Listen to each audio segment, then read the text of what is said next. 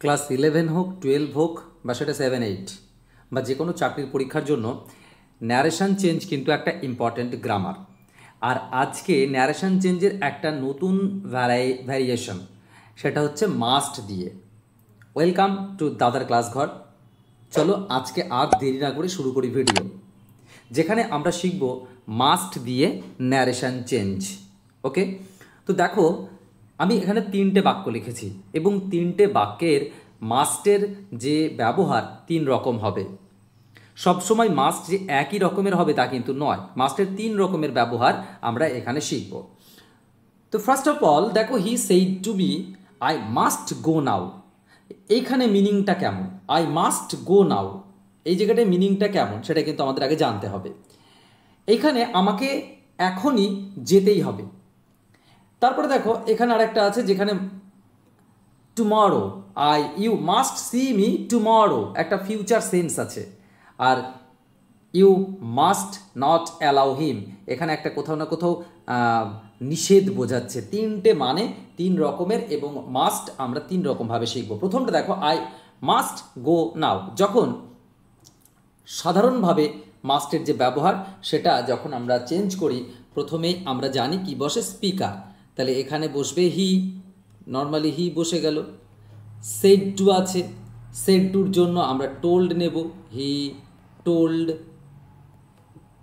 অ্যাড্রেসি, যদি তোমরা ন্যারেশন চেঞ্জের ভিডিও এখনও না দেখে থাকো অবশ্যই ডেসক্রিপশন দেওয়া বক্সে তোমরা কিন্তু সেটা দেখে নিও লিঙ্ক থেকে।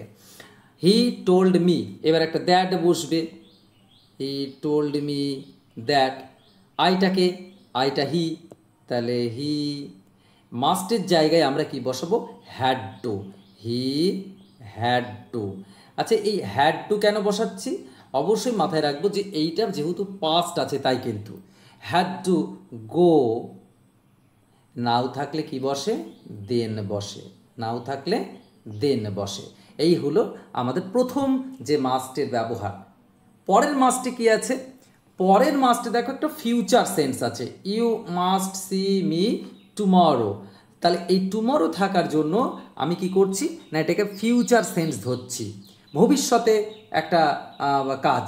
যে ইউ মাস্ট সি মি, আমাকে অবশ্যই কালকে দেখা করবে, এর মিনিংটা ফিউচারে আছে। তার জন্য যে রুলস সেটা হচ্ছে শি, সেড টু থাকলে আমরা এখানে টোল্ড করব, শি টোল্ড। আচ্ছা, এখানে ডাবল দা হয়ে গেছে, সরি। দ্য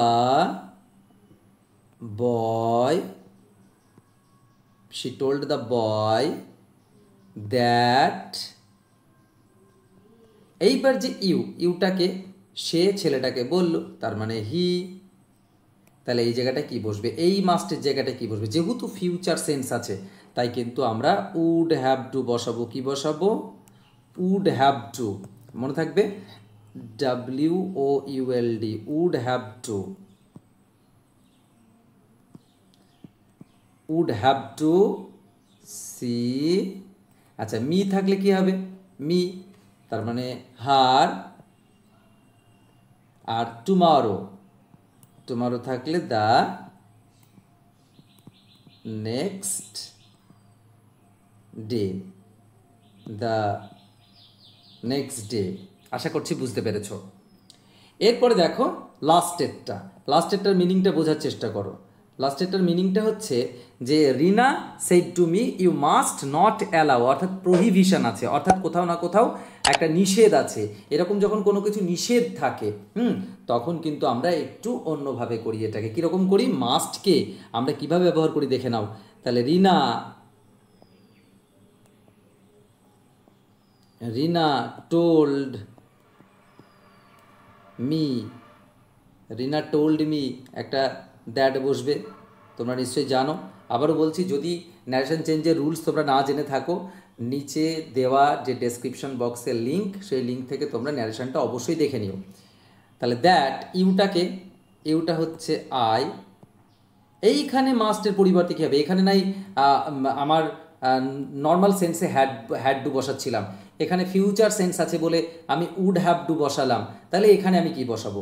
এইখানে দেখো যেহেতু একটা নিষেধ রয়েছে তাই মাস্টকে আমরা আনচেঞ্জ রাখবো, অর্থাৎ I must not allow him.